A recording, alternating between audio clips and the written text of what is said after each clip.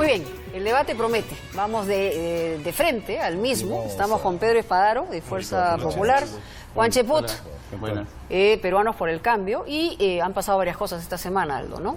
Planteamos la primera, ¿no? Se ha hablado de dinastía, de piñata, ha hablado Kenji, para ustedes ha sido un problema tremendo. Muy grave. Y también tienen ellos el problema de los líos internos con Salvador Heresi. Pero empecemos por todo esto, ¿no? El tema de dinastía, piñata y todo lo que ha mencionado Pedro Pablo Guzzi. A ver, bueno, buenas noches. En primer lugar quiero saludar a todos los trabajadores en su día. Todavía estamos el 1 de mayo, así un gran abrazo para todos. Todavía. Donde unos ven debilidad, nosotros vemos fortaleza. ¿Y por qué?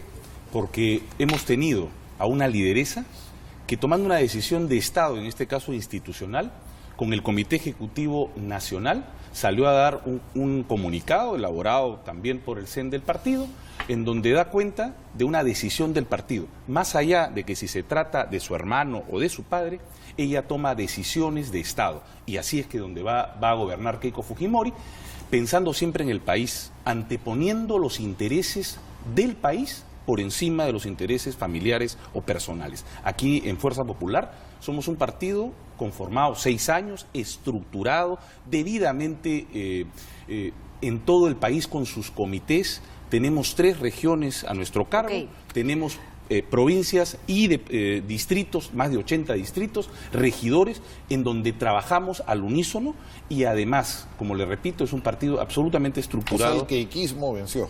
No, aquí no vence ni el queiquismo ni el albertismo. Aquí es Fuerza Popular una institución y lo ha demostrado nuestra lideresa. Verdaderamente un liderazgo al tomar decisiones al margen de quién se trate. O sea, si se trata de un familiar. Le ha dado un lapo a su hermano. No, Mónica, vulgarmente lo está señalando usted. Pero aquí no. Yo soy madre, a veces uno. Pero no se trata de dar lapos, se trata de tomar decisiones. Cueste lo que cueste, tiene que tomarse decisiones institucionales. Cariñoso, bueno, en fin. Bueno, yo no sé qué partido está viendo Pedro, ¿no? Yo lo que he visto es una clara tensión entre los albertistas, ¿no? Que lidera Kenji Fujimori y Keiko, ¿no? Y aún más, mucho desconcierto. Desde el primer día, desde el 11 de abril, un día después de las elecciones, hemos visto cómo parlamentarios electos del grupo de Keiko Fujimori empezaron a mostrar pues una soberbia que no se había visto en otros procesos electorales, en los cuales manifestaban de que iban a sacar las leyes por un tubo, que iba a salir por la puerta grande Alberto Fujimori, y una serie de cosas que demostraban que el ánimo autoritario se había presentado. Como respuesta a eso, ante una desautorización de Keiko Fujimori, pues Kenji insinuó de que él podría ir a una reelección fraternal en el 2021. ¿No? ¿Y eso qué demuestra? Pues simplemente de que existen una serie de apetitos de poder al interior de esa agrupación, que es un peligro el hecho que hayan 73 congresistas y que eso obviamente genera incomodidad a tal punto que han tenido que hacer un manifiesto público para decir por si acaso no va a pasar nada. Entonces, estamos en proceso. Porque si ella eventualmente es presidenta no podría ser candidato Kenji Fujimori. No, pero con 73 congresistas ellos pueden cambiar las leyes, ya lo hicieron antes, hicieron interpretaciones auténticas. ¿Acaso nos hemos olvidado que en la década de los 90, con una hegemonía parlamentaria y con otros congresistas que por ahí se pueden agrupar, pueden cambiar las leyes? Por supuesto que lo pueden hacer. Entonces, ese es el peligro. Y eso es lo que uno tiene que preanunciar, para que de esa manera no exista la posibilidad de que una reelección fraternal se presente en el horizonte. Bueno, cuando se ha cambiado de partido y recién es un partido nuevo que se ha conformado para una etapa electoral, como es Peruanos por el Cambio, Juan viene de Perú Posible, señor Bruce también de otros partidos, no sé cómo pueden convivir. Unos de otros están inmediatamente enmendando la plana. Acabamos de ver a la vicepresidenta diciendo que lamentablemente, y esto hay que señalarlo, el señor Salvador Heresi, que es una extraordinaria persona, un joven político a quien conozco, tiene todas las cualidades personales y profesionales, lo han hecho a un lado. Y es el partido del señor Heresi, que es justamente el que les dio la oportunidad de que hoy día puedan candidatear. Y claro, menosprecia la labor de una estructura partidaria, por supuesto, porque nunca hicieron, Juan viene de Perú Posible, que tampoco hizo una vida partidaria estructurada, y por supuesto, Nosotros sí trabajamos estructuradamente, trabajamos con toda la militancia y trabajamos con todos los comités y se toman decisiones institucionales. En Peruanos por el Cambio se andan jalando las alfombras. Yo no sé cómo pueden convivir, por ejemplo, el señor Lombardi con la señora Meche Arauz, que el señor Lombardi fue presidente de una comisión que investigó a la señora Meche Arauz, que por cierto el 5 de junio se cumple un nefasto precedente o un nefasto aniversario para esa gente de Bagua que perdió todo y que además víctimas de la policía, y la acusó el señor Lombardi justamente una responsabilidad política. ¿Cómo pueden convivir en ese partido? La verdad que es bien complicado y seguramente tendrá que dar muchas explicaciones luego de toda esta bronca interna que han generado y lamentablemente han sacado de lado al señor Heresi, ¿no? Bueno, me sorprende tu desinformación, Pedro. Guido Lombardi exoneró en su dictamen a Mercedes Arauz y eso está claro, y tú eres congresista y sabes perfectamente que ha sido así. Pero en todo caso vamos a tu sentido de propiedad de los partidos. Has dicho Salvador Heresi, es su partido. Bueno, nosotros no manejamos el criterio de propiedad que tiene Keiko Fujimori respecto a su agrupación. A diferencia de ustedes, en la cual ha habido una diferencia en favor de la probable elección de Kenji Fujimori, que podríamos estar hablando inclusive de un cambio constitucional, un cambio de la Constitución. En nuestro caso ha habido una diferencia de opinión entre Salvador Heresi y Martín Vizcarra, que ha sido rápidamente superada y allí no hay ningún problema. El señor Heresi no ha sido separado en ningún momento, él ha estado de repente, como ha estado de viaje, un poco desinformado, pero la situación ya para nosotros ha sido volteada por completo a la página. En lo que se refiere al fujimorismo, sí hay un problema que nace de las discrepancias entre dos hermanos, uno de los cuales es un poder fáctico unido a Alberto Fujimori, que es Kenji, y que tiene detrás de él a un grupo de congresistas que están presionando a una persona que puede tener muchas buenas intenciones, como Keiko Fujimori, pero que lamentablemente tiene una mochila muy grande, dentro de la cual está obviamente no solamente el pasado de su partido, sino los ímpetus autoritarios que nacen en el lugar donde está recluido Alberto Fujimori y se manifiestan políticamente a través de Kenji. E insisto, ese es el problema. Va a haber una permanente tensión entre lo que significa Kenji Fujimori y su relación con Alberto y Keiko con sus ganas de tratar de construir un partido. Al final vemos lo que estamos todos expectando.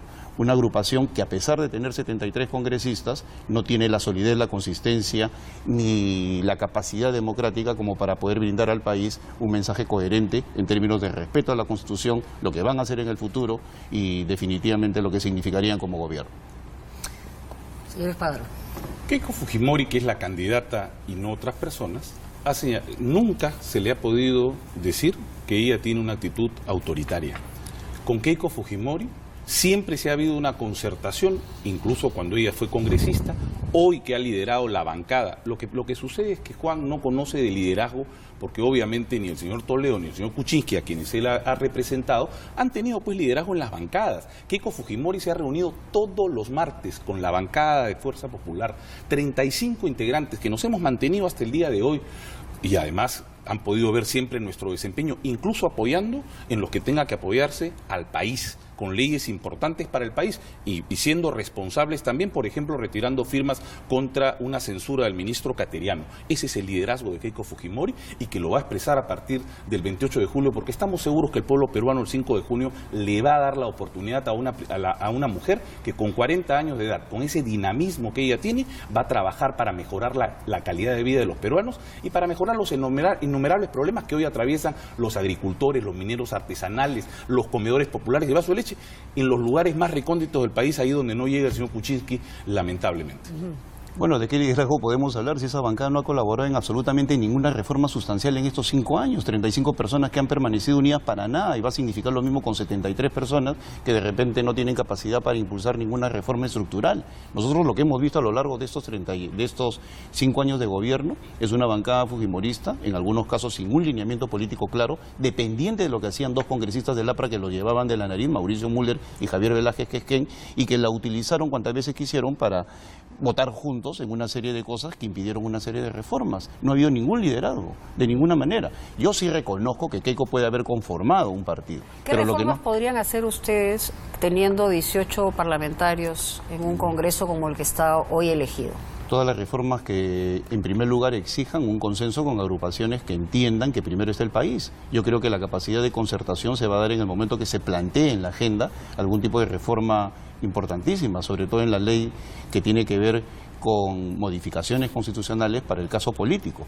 Por ejemplo, si nosotros queremos ir a una reforma constitucional para modificar el periodo parlamentario, que se tiene que discutir, o para cambiar la fecha de las elecciones entre parlamentarios y presidente para que no se dé las incongruencias que hay ahora en la geografía electoral, pues obviamente tenemos que conversar con los fujimoristas. Y yo he tenido la oportunidad de conversar con voceros del fujimorismo que están dispuestos a apoyar en algún tipo de reforma constitucional de alta magnitud. También podemos ponernos de acuerdo para sacar adelante elecciones principales, o sea, la capacidad de elección está allí. El reparto de comisiones va a ser el reparto de comisiones a través del Consejo Directivo. Lo que yo critico, en función de lo que ha manifestado Pedro, es negarle liderazgo a una persona que, como Pedro Pablo Kuczynski, ha constituido un partido y que es un personaje público de amplia trayectoria.